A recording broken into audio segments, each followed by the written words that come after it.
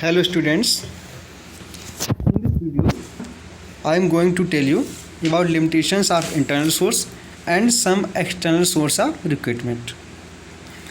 First is limited choice, second is lethargic employees, third not suitable for new enterprises, dissatisfaction among employees, and fifth reduced productivity.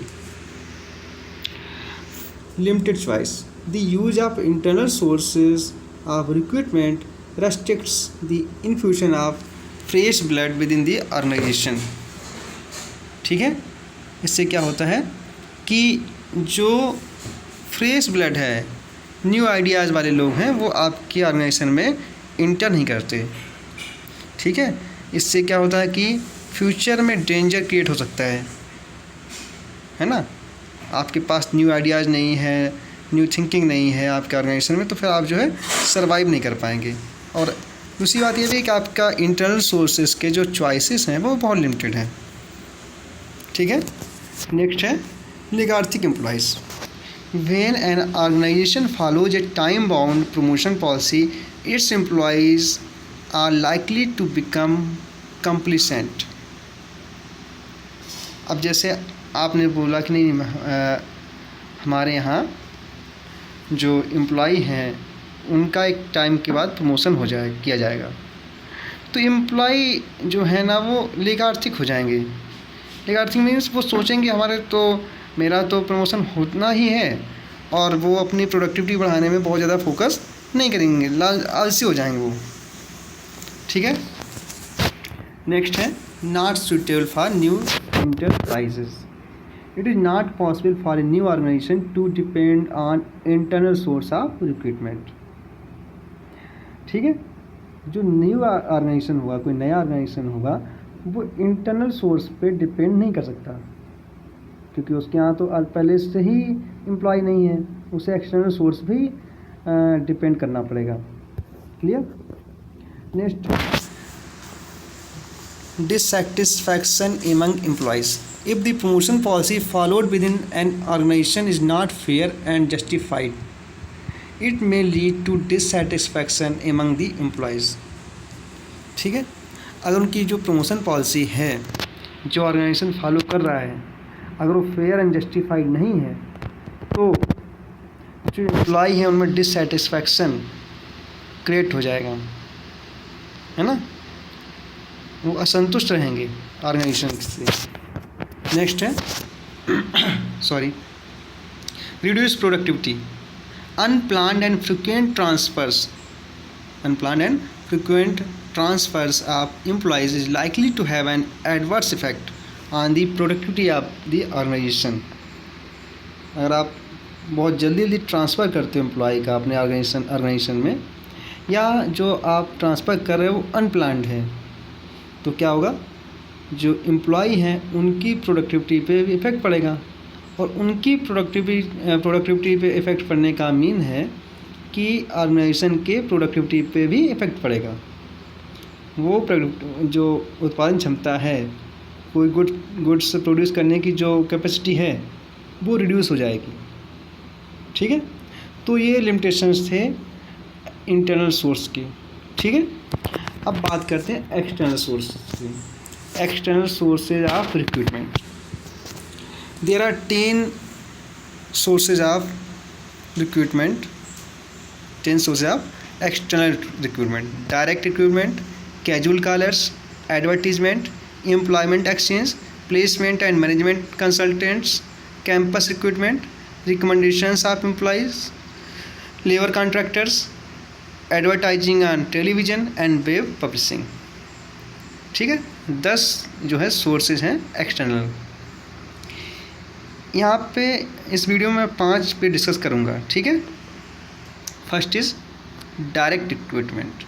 ठीक है, under the direct recruitment the organisation places in notice on the notice board specifying the details of the various jobs available. क्या करता है organisation, notice board पे एक notice लगा देता है कि हमारे यहाँ कौन कौन से जॉब खाली हैं, कौन कौन से जॉब अवेलेबल हैं. Also at the same time the job seekers are provided information about the selection process. और जो जॉब सीकर्स हैं, जो जॉब्स सर्च कर रहे हैं, उनको उसी में जो है सिलेक्शन प्रोसेस भी बता दिया जाता है कि आपका सिलेक्शन किस तरह हो सकता है। It is suitable for filling the casual vacancies which comprise of unskilled और सेमी स्किल्ड जॉब्स। ठीक है, जो कैजुअल वैकेंसीज हो जाती हैं, आकस्मिक रिक्तियाँ हो जाती हैं, उसके लिए सुटेबल हैं। ठीक है, और वो भी कैसे, अनस्किल्ड या सेमी स्किल्ड जॉब्स के लिए। It is a very cost effective method of recruitment because it does not involve any expense in terms of advertising, commission, expert services etcetera. तो इसमें कास्ट बहुत ज़्यादा नहीं लगता, क्योंकि यहाँ पे जो है एडवर्टाइजिंग, कमीशन या एक्सपर्ट सर्विस में कोई खर्चा, कोई एक्सपेंस नहीं करना पड़ता। ठीक है, नेक्स्ट है casual callers. Many reputed enterprises maintain a database of unsolicited applications for various job positions.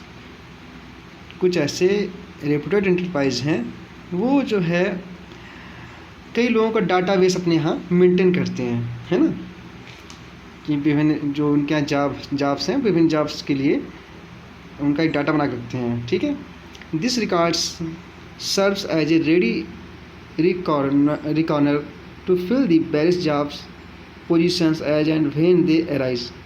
तो जैसे इनके पास रिकॉर्ड है पहले से ही तो जैसे ही जैसे ही पोस्ट खाली होती हैं, वो उस डेटा से अपने जो ये वैकेंसी से उनको फिल कर लेते हैं। It is considered to be a very economical source of recruitment. ये भी जो है एक बहुत इकोनॉमिकल सोर्स है रिक्रूटमेंट का। ठीक है, the interested candidate key in their details in the online proforma available और अपलोड द रिज्यूम। जो इंटरेस्टेड कैंडिडेट हैं उनके ऑनलाइन प्रोफार्मा अवेलेबल रहता है, तो वो उसी पे अपना रिज्यूम अपलोड कर देते हैं, है ना। मीन्स ये है कि यहाँ अभी क्या है, टेक्नोलॉजी का एडवांसमेंट हो गया है और जो इंटरनेट है वो भी ग्रो कर रहा है। तो जो ज़्यादातर ऑर्गेनाइजेशन जो है एक अपने ऑनलाइन जो है एक ऑप्शन दे के रखते हैं, जहाँ पे जो इंटरेस्टेड कैंडिडेट हैं वो अपना रिज्यूम अपलोड करके रख देते हैं। तो एक डाटा जो है कलेक्ट होता रहता है ऑर्गेनाइजेशन के पास। ठीक है, नेक्स्ट है advertisement. Advertisement is one of the most popular source of recruitment which is being widely used for agents to inform and persuade the prospective candidate to apply for the various available job positions. The various print mediums of advertising include newspaper, magazines, professional journals, trade journals, etc. Advertisement can be used as an effective source of recruitment with regard to the senior positions of industry as well as commerce. ठीक है, तो कुछ लोग इसका भी use करते हैं advertisement का। एडवर्टीजमेंट में क्या करते हैं, अपना एक एडवर्टीज दे देते हैं, कहाँ पर, मैगजीन्स में, न्यूज़पेपर्स में, या जो भी जर्नल्स हैं, प्रोफेशनल जर्नल्स हैं या ट्रेड जर्नल्स, वहाँ पे।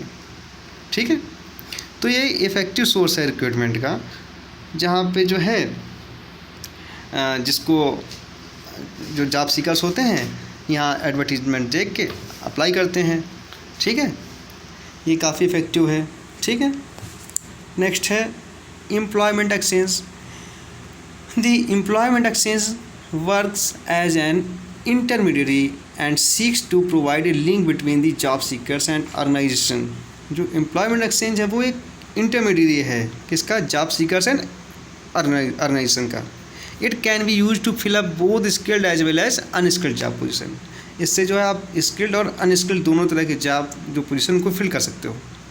कभी कभी क्या होता है, ये बहुत इफ़ेक्टिव नहीं रहता, क्योंकि they may not possess the updated record, all the references provided by them may not be suitable. उनके पास जो डाटा रहता है, जो जॉब सीकर्स हैं उनका जो भी डिटेल रहती है वो अपडेटेड नहीं होती। ठीक है, तो ये जो है अपडेट नहीं होती, तो ये कभी कभी बहुत ज़्यादा इफेक्टिव नहीं होता। ठीक है, नेक्स्ट है placement agencies and management consultants. The placement agencies work as a middleman between the job seekers and the organization. With the advancement in technology, there exist a number of placement agencies online which have gained popularity over a period of time. Naukri.com, Job Monster, etc. ठीक है, तो कुछ placement agencies हैं जो job seekers और organisation के बीच में middle के काम करती हैं। ठीक है, sometimes they also take a special initiative, कभी कभी खुद वो इनिशिएटिव लेते हैं, and advertise on behalf of their patrons in order to find the right type of people for the different job position. मतलब खुद ही काम करते हैं, अपने जो उनसे जुड़े हुए लोग हैं उनके लिए खुद ही एडवर्टाइज निकाल देते हैं ना। These firms maintain a database of the job seekers and forward them to the different organisations as per the requirement. ठीक है, ये जो ऑर्गेनाइजेशन है, ये जो प्लेसमेंट एजेंसीज़ हैं, वो जॉब सीकर से एक डाटा मेंटेन करते हैं और उससे जो है डिफरेंट ऑर्गेनाइजेशन में आप फॉरवर्ड कर देते हैं उनकी रिक्वायरमेंट के अकॉर्डिंग। ठीक है, तो ये 5 जो एक्सटर्नल सोर्स हैं मैंने इस वीडियो पे डिस्कस किया है। ठीक है, इससे आप अपनी नोटबुक पे नोट भी कर लेंगे और नेक्स्ट वीडियो में जो बचे हुए 5 सोर्सेज हैं उस पर डिस्कस करेंगे। ठीक है, ओके बेटा, गुड डे।